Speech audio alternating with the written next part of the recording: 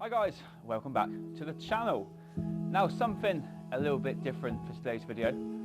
I am down at a local estuary fishing for hopefully some bass and some bream, but I'm fishing out of one of my customers' gardens. So I've been looking for a nice little estuary mark that's convenient to get to and pop down for a few hours and fish without having to trek a long distance. I've also wanted to try and get into some bass and bream for the season. Don't do enough of it. I really enjoy doing it. It's great fun. If you get onto the right spots, it can be great sport as well. But yeah, I've been struggling to find some spots. So I asked this customer that I gardened for, would it be possible to pop down one evening and try fishing off the bottom of your garden? And they kindly said, yes, of course you can. So here I am, giving it a go. Now I'm not gonna show too much detail about the house out of respect or its location, but it's along the Helford and it's not too far from a well-known pub. So if you're local, you might be able to work out what sort of area I'm in. But basically I parked up and you've got a really steep, windy tarmac path coming down to this bit of estuary behind me. Lovely bit of water. At low tide, there's virtually no water at all. There's just a slight channel that continues back out into the deeper water. But as it comes in, it comes right up to the end of this platform that you see throughout this video. So I've actually got 3 sessions in a row. These guys are on holiday and they said, you know, whilst we're away, you're not going to disturb us, go down, help yourself. And I'm going to try and make the most of that. I've got today, which is Friday. I've got pretty much all of Sunday and also Tuesday evening. So this video is going to consist of 3 sessions, and hopefully throughout those 3 sessions, I'm going to get into a few fish. So what I'll do over the course of this video, I'll show the baits I'm using, the rigs I'm using, why I'm using them, and hopefully you'll see that they work. Say high tide is about half an hour away.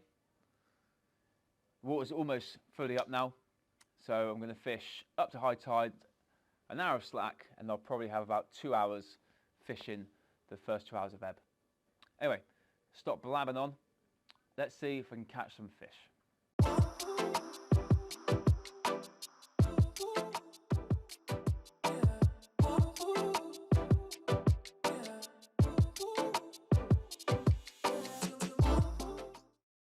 Right, I will show the rigs in more detail, but I'll just briefly touch on them now. On both rods, I'm starting on some of these. These are ready tied bream rigs, made up from a guy called the Shore Hunter. He does a lot of sea fishing. He's got his own YouTube channel, and I basically got them because I recently went to Chesil Beach, and this guy fishes Chesil Beach a lot. So I wanted something tried and tested that I could rely on and have confidence in, and I've got some left over. Again, I like to support more independent people. Okay, it's not local, but he's not a big commercial company. He ties them rigs up, try and make some money, as well as off his YouTube channel. So yeah, it's always nice to try and support someone local or independent if you can. And yeah, really good quality rigs. I'll show you them in much more detail throughout this video. Right, I was just about to go through the baits I brought with me for this session, but I'm just starting to get a few very subtle bites on the left-hand rod. So I'm just going to pay attention to that for a second, see if that develops. If not, we'll go through the baits. And it's still happening, very subtle little bites. Oh, that's a big bite on that one. Yeah. So that's the other rod to go. Nothing on there though. That was a good whack of the rod, that was. Huh, so I was saying, the left-hand rod was getting bites, and suddenly the right-hand rod had a really good couple of bites on it. Unfortunately, didn't hook up. The ragworm is fine, so I'm going to leave it on there. Let's just get this cast back out.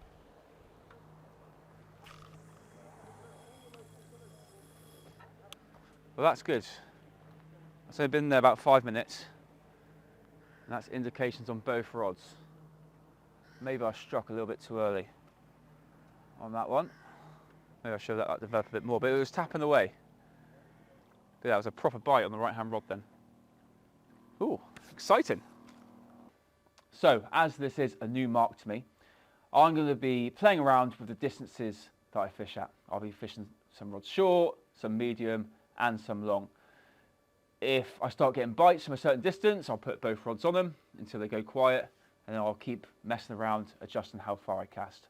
That way, I'll be covering a lot of water, and I might just stumble across a nice shoal of fish. There might be some natural bait on the spot at a certain distance, and all those fish are huddled around that area. So by recasting every 15, 20 minutes, if it's quiet, I'll cast slightly to the left, or slightly further out, or slightly closer in, or to the right. Keep mixing it up until I get bites consistently. That's the theory of it anyway. Who knows? I could just pub chuck it, get lucky, and that's that.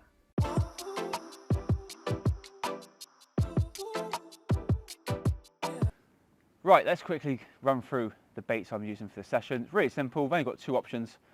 I'm starting off with ragworm on both rods. Big thanks to James at Reefers Tackle in Falmouth. Lovely little local tackle shop. He hasn't been going too long, but he's making a real effort to try and keep it going. And I think it's really important that we try and support these local businesses. Yes, it's easy to get our stuff online. It's convenient. But if we don't do it, these shops are going to close down. So yeah, can't stress the importance enough of trying to support your local tackle shops as much as possible. I think I've got a slack line. I have. Oh, yeah. Okay, we're into a fish. What we got?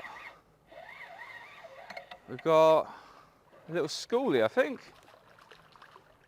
We have.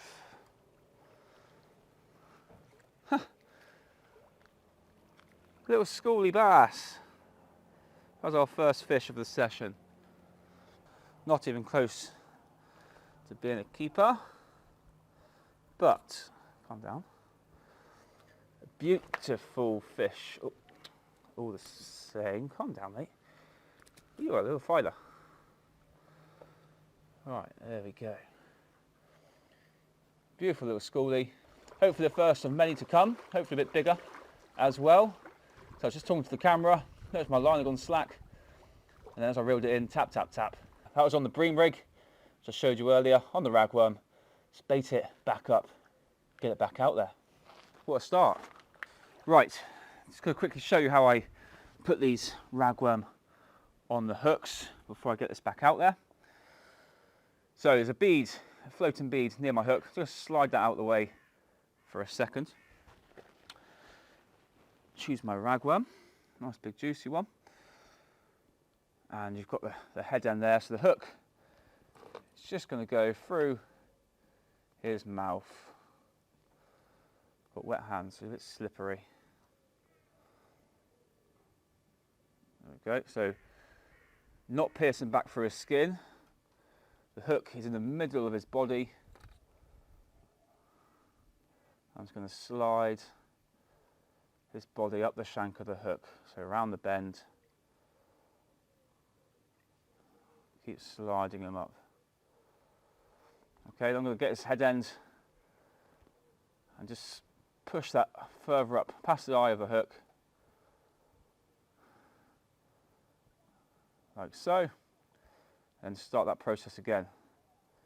So I'm basically going down twice.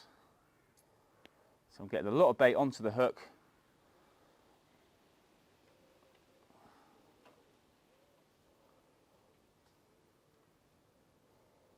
But also leaving the hook exposed and a nice flappy tail at the bottom.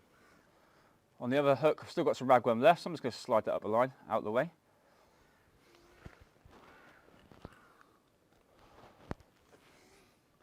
This time I've got a bit of a smaller ragworm. Same idea though, through his head, slide him up, around the bend, up the hook. Try not to pierce his body, and then when you're ready, do pierce the body, thread him further up, repeat that process again.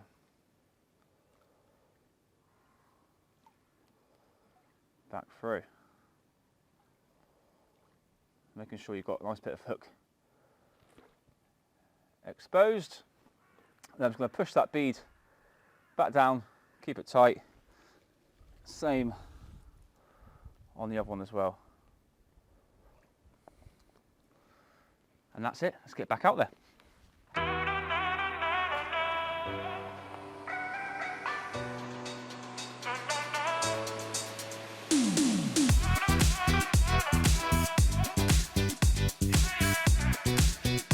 Despite sitting it out for the evening, no more fish were forthcoming, but I was really looking forward to trying again the following day. Right, day 2 of the session. So yesterday just ended up that one schoolie that I had within the first 10 minutes, and then not a lot happened after that. Was going to come down on the Sunday, but family plans have changed that, so I've come down the next day, Saturday, and Nate's joined me as well. What we hadn't realised was there is this regatta that's just about to start, and by the looks of the flags, they might be entering the sort of water we'll be fishing, so we might have to do a lot of recasting potentially. I can't imagine it's going to be a big event, and hopefully won't interfere too much. Nate is really stressed about it. I'm quite relaxed. Going to start, as I finished yesterday, 2 bream rigs out. I'll go into a bit more detail about those bream rigs during this session. But yeah, just going to get set up now, keep an eye on what these boats are going to be doing. Yeah, we'll give it 20 minutes, chill out, get some stuff ready, cast out, and see what we can get.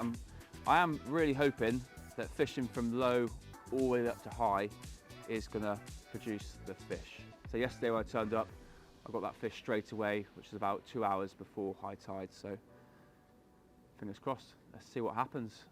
Right, whilst we're waiting for these boats to do their little races, I think there's loads of little mullet coming into the little channel right in front of us. So just have a bit of fun whilst we're waiting. Putting a tiny bit of ragworm on the hook, just a little underarm flick out. And yeah, I've had a few bites already, so let's see if we can get one on the camera and see if we can get a fish landed whilst we watch all these boats have some fun.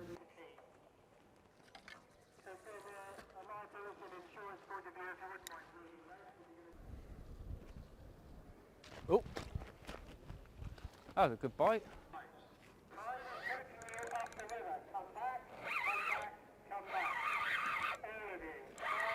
Oh, I've got a fish on. They're not mullet, they're schoolie bass. Oh, I said I saw some little fish down there. I thought they were mullet, but look, they're little baby tiny bass. Look at that little thing. Beautiful. Baby little bass. Right, whilst I'm waiting for this tide to come in, I'll just show you this bream rig in a bit more detail. Like I said, it's from the Shore Hunter UK. He's got his own YouTube channel and his own website that sells these rigs. So, right hand side here, that's just my trace coming off my braid. That comes down to a little swivel. Now, I think this is about 15-pound line, 50-pound line coming down from there. First up is a little crimp. Then you've got a little yellow bead, a swivel where your hook link attaches to, another bead, and then you've got a little spring mechanism. Stopping that from sliding down the line is another crimp, and you've got about another foot of the 50-pound mono. Then you've got exactly the same again, crimp, some beads, and another swivel for your next hook link, but this time there's no spring in there. And then about another foot of that 50-pound mono, and then you've got this little clip, so your bottom hook will actually clip into there, and then on the cast the water will push that over and release your hook. So it just helps stop any tangles and also enables you to cast that little bit further. And then your lead simply attaches to the bottom of there. Now I'm actually using some 3-ounce carp leads, because I've only really got 6-ounce gripper leads sea fishing wise, so yeah, I've just raided the carp tackle box and brought some of those down with me. Don't need anything bigger, it's not going to be ripping through, I'm not casting that far, and the rods I'm using are kind of 1 to 3 ounce casting weight anyway. Anyway, that's the rig. I'm just going to put some ragworm on each hook. On the hook link, we've got a little floating bead. It's quite tight to line actually, but you can move it up and down so it holds in place. But you can adjust it depending on what size bait you're using. And little size 2 hooks, I believe they are, either 1 or 2. Looks like a size 2 to me. So yeah, nice small hooks. Fishing for things like bream They haven't got massive mouths. If I had a really big hook, obviously that hook is less likely to go into its mouth and catch hold. But it will also catch the bigger fish too.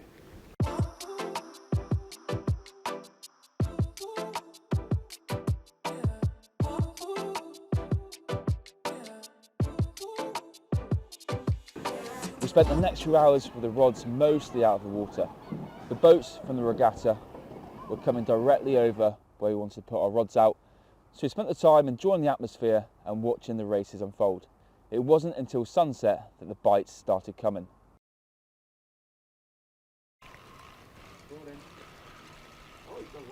Yeah, it's good with my other line. It's got to be a better bass. Can you get my rod in, please? Yeah. It's taken forever. It's going straight into the weed, don't come off. But oh, it's not massive, I don't think. Fighting like a bass. It's long. Don't think it's breamy. Look at that, finally got one. Now that one, definitely. Yay! Yay! What was that on, the worm? That was on the worm. Right, it's taken ages, hours since I had that first bite straight away. Don't think it's quite big enough to take home, but it's a good little bite, nice little fight, and it's proof worth staying that extra bit longer. Going to fish for another hour, I think, or maybe longer if the fish start feeding. The tide is on its way out, so we fished all the way in with nothing, mainly watching those boats sail around, having a good time. And yeah, it's just before 9 o'clock now, just before 9 p.m. Yeah, we'll cover them in the water and get them back. See if we can get another one.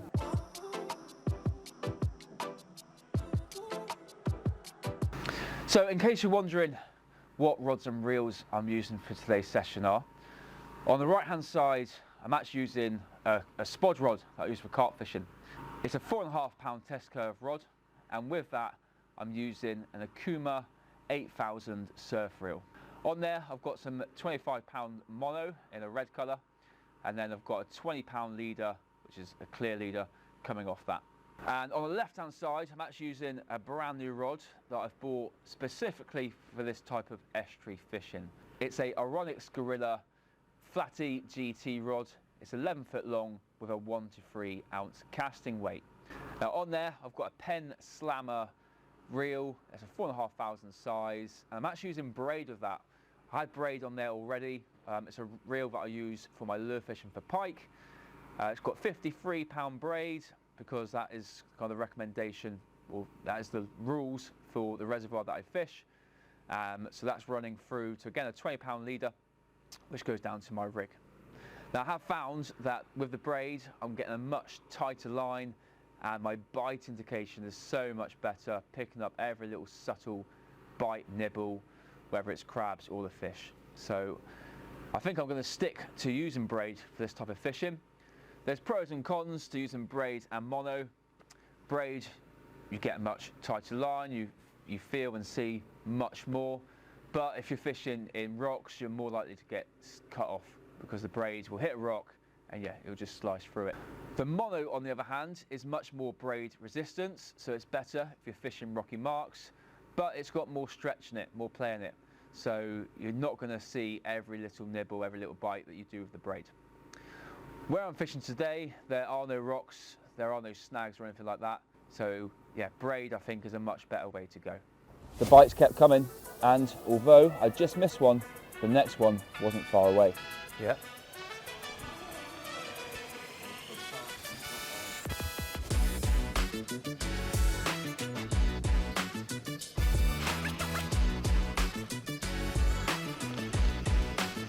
I think so.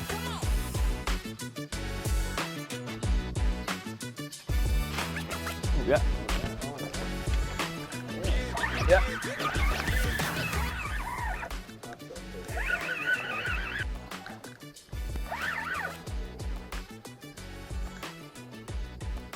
How do you fancy getting in the water? Yeah. He's stuck in the weed. You don't? That weed there, look. I still want to come off. See him? Oh, that's more like it. There you go. But get him on shore, get him on shore, get him on shore. Yes! Yes, mate. Look at that. I like it. That is more like it. Yes. Right, there we go. Got to get the hook out of his mouth, but yeah, this is on the bream rig, ragworm, and that's 2 bites in a couple of minutes. So I'm not going to hang around. Dispatch this one, get both rods back out there. Hopefully Nate can catch the next one, so I don't feel too bad. There, what a beauty. And unfortunately, my camera just ran out of battery before my final bite of the session. Right, another nice surprise. Third bass of the session, another keeper. I think this is probably the biggest one so far. Definitely feels weighty on the other one. I'm going to go for upper 3, low 4-pounder. Same rig again on the bream rig, ragworm. And yeah, that's 3 quick bites after that waiting around. Had a little bream, well, I think it was a bream. I'm going to try and identify it just before this. And as I was trying to take a picture of that little fish, this one went off. I didn't really see the bite, but I heard the rods kind of come off its stand a little bit. So I'm just watching these twitches again. But yeah, 2 keepers, one for me, one for Nate. Take that home and enjoy that tomorrow for breakfast and tea, I think. Beauty. And that was it for session 2. 2 good sized bass, another just under keeping size, a schoolie and a bream. I couldn't wait for my 3rd and final session. Well guys, it is now the start of the 3rd and final session down at the bottom of this garden that I've been fishing at over the last couple of days. So it's Tuesday evening, just arrived at 6 o'clock, and as you'll see behind me, the tide is on its way in. It's probably about halfway in, so I'm going to fish the final couple of hours of the flood and then fish for another 2 hours of the push out. But yeah, time to get set up, get the rods out there, and hopefully end this video with a couple of more nice bass. Right, I haven't got nearly as much ragworm left over as I thought, and I want to save it for later in the session where things kicked off the other day. So luckily I've got some squid, and luckily Nate bought some sand eel. So what I'm going to do is just make up some squid and sand eel wraps to use in the meantime. So I just want to show you how I do that. So I've got a nice box of frozen squid here, still frozen together. Alright, so just rip the head off. So yeah, quite a chunky piece of squid there. What I'll do is take my scissors and cut through one side of the body. So I can open that up, take out all the middle bits, leave that to one side, take out that little piece as well. So I'm left with, almost looks like a cuttlefish now, that sort of shape. Now it's much too big for what I need, so I'm going to trim that in half. So I'm left with a piece like that. I'll then take one of the sand eel,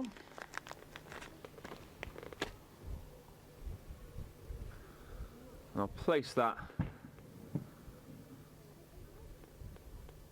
in the middle of that piece of squid, then wrap the squid around it. Make a little burrito. I'll then get my bait elastic, if I can find the end, and then nice and firmly wind that around lots of times, getting tighter and tighter, all the way up, all the way down, snap that off. So I'm left with a little sand eel roll. So the purpose of that is the sand eel is quite soft, so quite often trying to launch it out there, it comes off on the cast, which is obviously no good. So by wrapping it around the squid, you're firming it up. I'm going to attach that to my hook now, and the squid has taken the force of the cast, protecting the sand eel in the middle. 2 different scents coming off it as well. The bass are surfacing, they're chasing little fish around, so it could be a little sand eel, little bait fish. So try and match the hatch to a certain degree, but yeah, just making sure the bait is going to stay on during the cast. So yeah, whilst the tide keeps coming in, and before we get to prime time, I'm going to make up a load of those, get some of those out there, sit back and wait.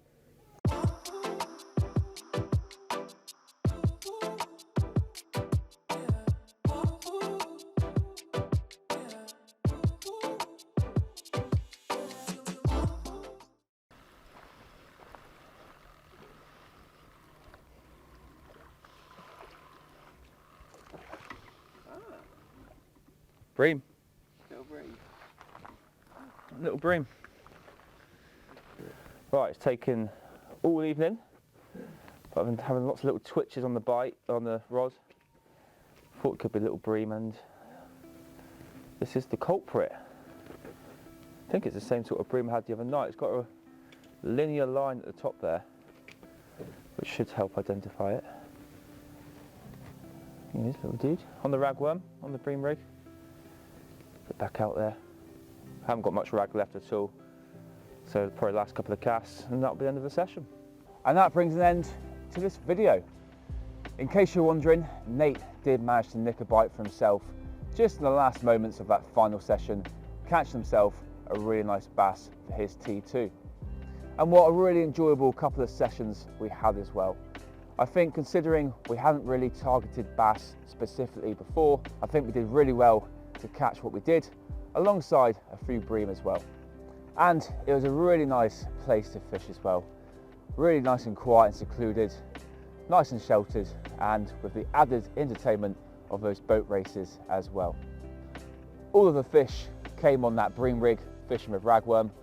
I'll definitely be using that method again anytime I'm fishing for bass in the estuaries. Again, a big thank you to Reefers Tackle for the bait and the Shore Hunter for his rigs. Remember, when you can, try and support those local independent businesses, help support them, keep them going and be successful. And of course, thank you to my customer who allowed me to fish at the bottom of their garden. I'd be really interested to know if any of you guys have caught any species of fish from a garden. If you have, drop me a comment below. I look forward to reading those. Thank you very much for watching. I hope you enjoyed it. If you did, go and check out the rest of the channel to see what else I get up to.